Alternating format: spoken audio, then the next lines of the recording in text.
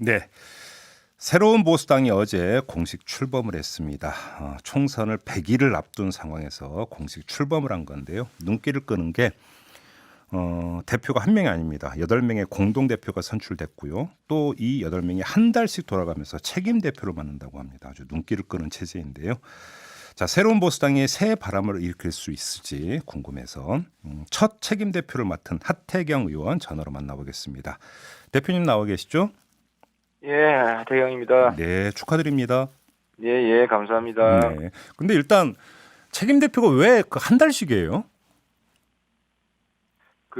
저희들이 뭐 하루, 일주일, 한 달, 1년 이런 거 가지고 논의를 좀 했는데요. 네. 보통 대표 임기가 한 2년 되는데 그렇죠. 실제로 중간에 선거도 있고 해서 2년 다 채우는 사람은 굉장히 드뭅니다. 네, 그렇죠. 예, 뭐 1년이나 뭐 6개월 하는 사람도 있고. 음. 그래서 뭐 1년 정도 하면은 실제 임기를 다 채우는 것이고. 우리 아무튼 취지가 제왕적 대표의 폐해를 극명하게 목격을 했고요. 이게 하나 있고.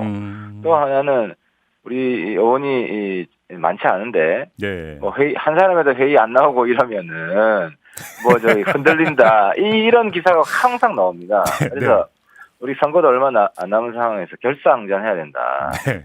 그래서 어쨌든 초재선은 똘똘 뭉쳐 가자. 그럼 서로 협치를 하자. 네. 뭐 이런 취지로 네. 뭐 하루 하고 일주일 하면 또 너무 당이 중심이 안 잡히지 않습니까? 대표님 너무 솔직하신 거 아니에요? 너무 솔직하게 말씀하신다. 근데 항상 솔직합니다. 그래도 이제 대표로서 해야 되는 일이 있는데 한 달이면 너무 짧지 않아요? 근데 이제 지금 이 시기 한 달은 네. 선거 앞두고 결정적으로 중요한 시기입니다. 이 한 달이 아마 우리 당의 운명을 가름할 거기 때문에 어깨가 굉장히 무겁습니다. 알겠습니다.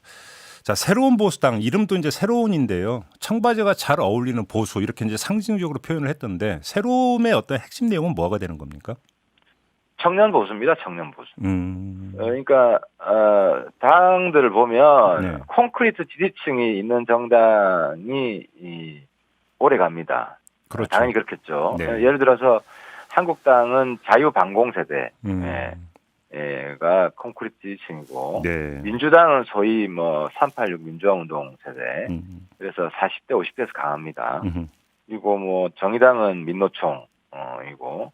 그래서 우리 당이 사실 그동안 실패한 이유가 콘크리트 지지층을 확보하지 못했기 때문이라고 저는 분석을 합니다. 네. 그래서 2030이 우리의 콘크리트 지지층이 될 것이다. 그렇게 만들겠다. 우리 당의 그렇게 비전을 그렇게 활동해 왔습니다. 사실 한 1년 반 동안. 근데 이제 저쪽 바른미래당에 있을 때는 당권파가 자꾸 뭐 안 도와주고 거기는 뭐 이제 자기들 권력만 탐하고 이러면서 우리가 분리돼 나왔는데, 그게 지금 우리가 지금 젊은 정당을 내거는 가장 중요한 이유입니다. 그러면 2030 세대에게 어필할 수 있는 핵심적인 그 방책이 뭐가 있을까요? 실제로 뭐 제가 주도하긴 했지만 2030이 관심을 가지는 이슈들을 중심으로 의정 활동을 제가 했고요. 또 저하고 이준석 최고가 중심으로 했고 또 예를 들어서 보수 정당답지 않게 저희들이 18세 선거권을 강력히 주장을 했고요. 그리고 특히 이제 2030은 공정 문제에 관심이 제일 많습니다. 가치가. 이전 보수는 자유 반공 이런 거라면 왜 그러냐면은 기회가 줄어들기 때문입니다. 일자리가 갈수록 줄어들지 않습니까? 4차 산업혁명 시대에. 이럴 시대일수록 기회에 대한 공정성, 그러니까 공정하게 그 기회를 가져야 된다. 특정히 누구는. 그래서 공정이라는 화두를 가지고 우리 이 새로운 보수당, 이 세력이죠. 바른정당 때부터 꾸준히 해왔고 이 공정이라는 가치가 최고의 가치다 이 시대에. 이걸 내걸고 지금 출발을 한 겁니다. 그래서 기존 보수와 근본적으로 다른 겁니다. 그러면 예를 들어서 그 2030 세대에 대한 청년 세대에 대한 어필이 새로운 보수당만 하는 건 아니지 않습니까? 예를 들어서 더불어민주당 같은 경우도 영입 1호, 2호 같은 경우로 보면 전부 다 청년한테 어필하기 위한 어떤 이런 인사들을 영입을 했는데 과연 그런 경쟁에서 이길 수 있다고 자신하세요? 이미 이기고 있습니다.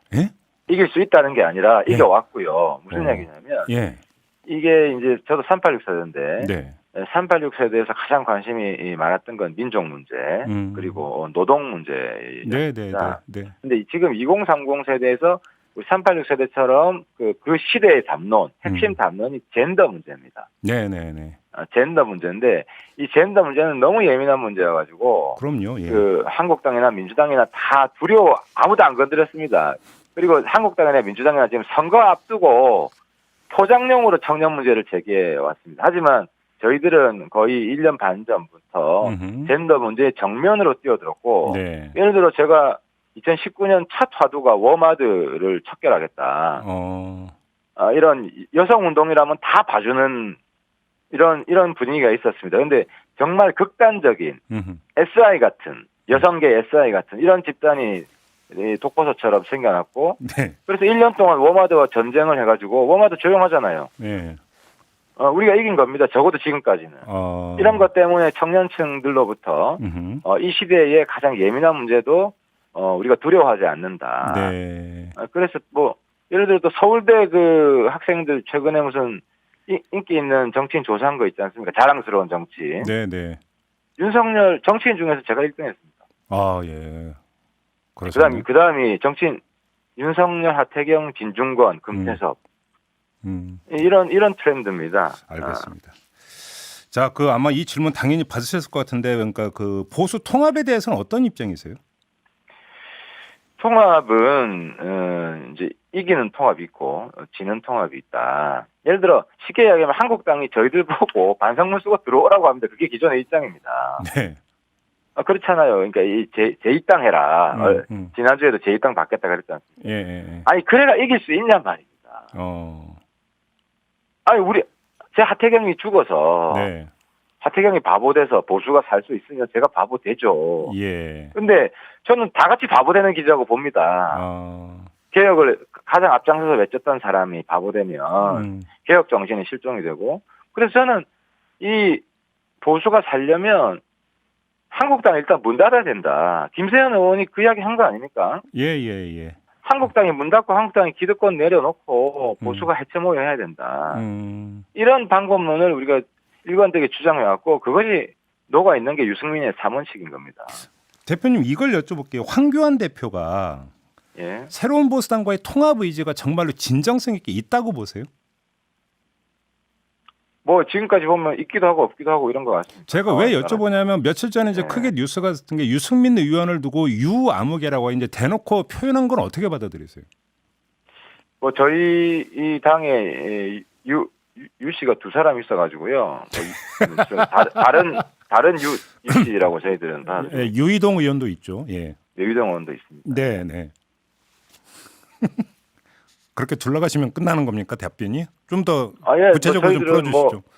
뭐 유이동 의원이라고 생각하고 있고 그 말은 네. 우리가 보수를 살리기 위해서 그만큼 엄격하고 근본적인 그냥 선거를 앞두고 네. 기계적이고 물리적인 이런 통합 네.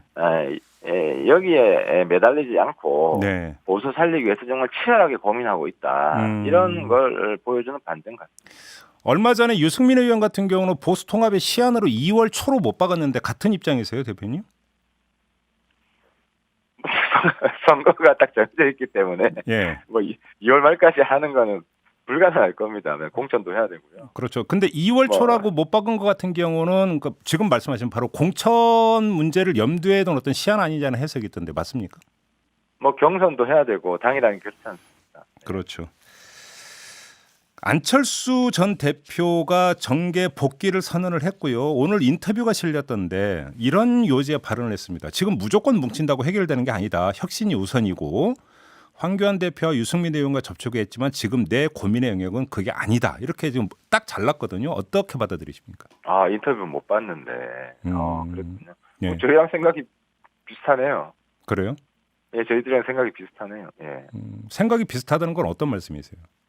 저희도 이 혁신, 개혁, 네. 뭐 이런 화두를 들고 우리가 새로운 보수당을 만들었잖아요. 네. 그러니까 새로운 보수당의 방점이 보수보다 새로운에 있는데 네. 그런 면에서 사실 안철수 대표도 과거에 정치 시작한 화두가 새 정치였지 않습니까? 네, 그랬죠. 예. 근데 이제 지금까지도 끝까지 부여잡고 예. 어떤 새로운 기운을 대한민국에 어떻게 풀어넣을지 그런 고민을 주로 하시는 것 같네요.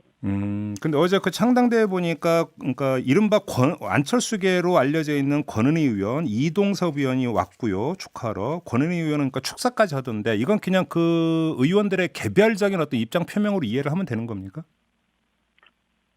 예, 뭐 안철수 대표랑 미리 연락을 했는지는 모르겠습니다만은, 네네. 저는 뭐 그렇다고 생각합니다. 하지만 네. 권은희 의원이나 이동섭 의원도 이제 안철수 대표랑 소통할 거 아닙니까? 네. 본인들이 의견을 제시할 거고, 그래서 권은희 의원 같은 경우는 뭐 우리 새로운 보수당과 단결하는 시기가 빠르면 빠를수록 새로운 대한민국이 더 빨리 올 거다 이런 취지로 이야기했는데, 네. 그 권은희 의원의 강한 소신이라고 생각을 합니다. 그런데 좀 궁금한 게 다른 의원들은 비례대표라 그렇다 하더라도 권은희 의원이 정말로 뜻을 함께한다면 이번에 합류할 수도 있었는데 왜 합류를 안 한 거예요?